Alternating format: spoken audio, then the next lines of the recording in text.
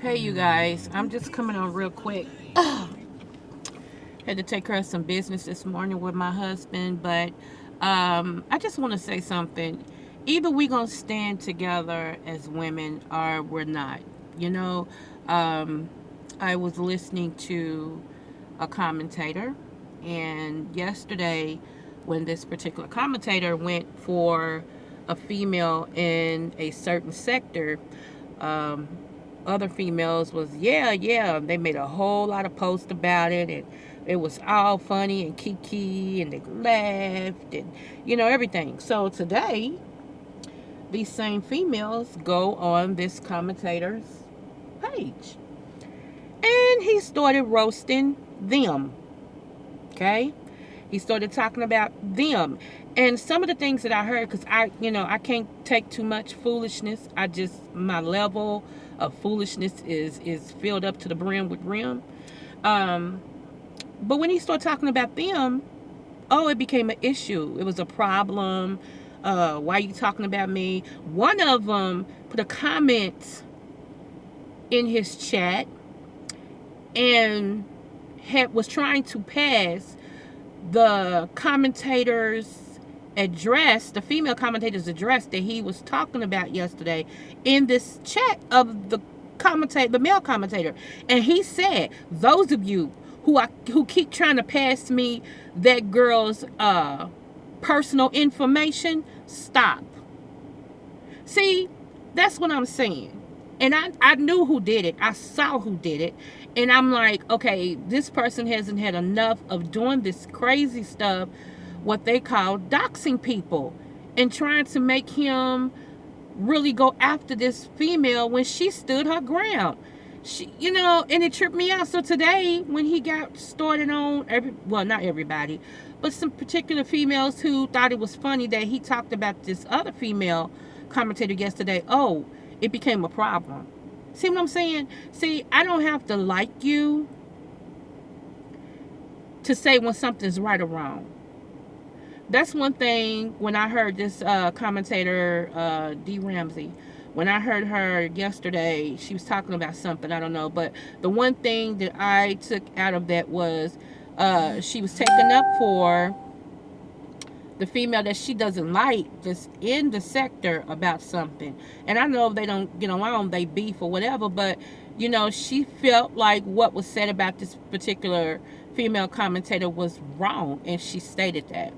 So, I give anybody props. Even a male commentator, he may not like you, but he gives props when something is right or wrong, and that's what it should be about.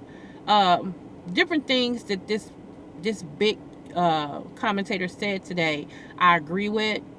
Some things I don't. That's why I said I couldn't take a whole bunch of it, because the level of disrespect was a little bit too much for me, as far as black women are concerned. Now, some things he said about African American women is true.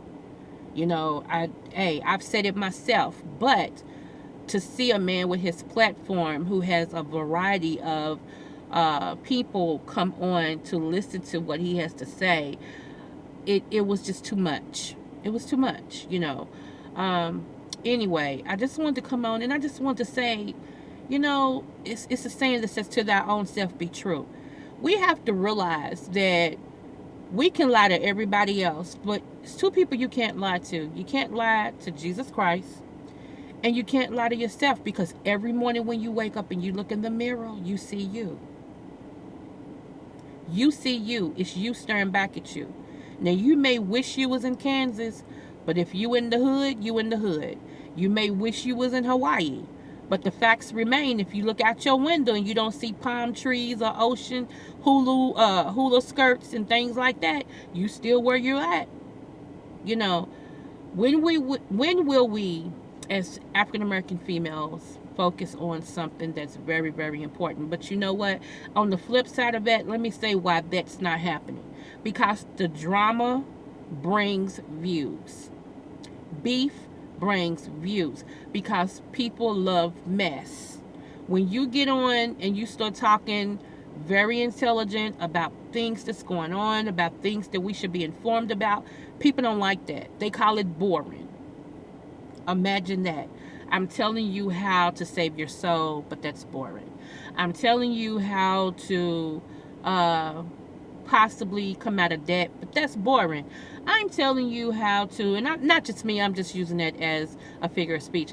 I'm telling you how to have a positive marriage, but that's boring.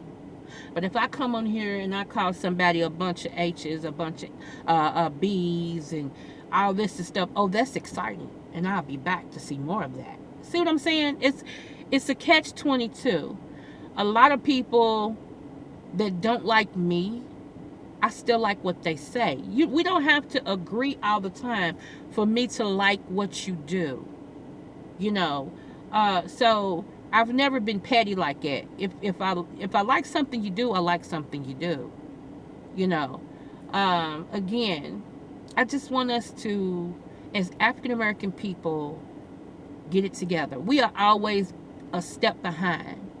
We're always the one who has to play catch up.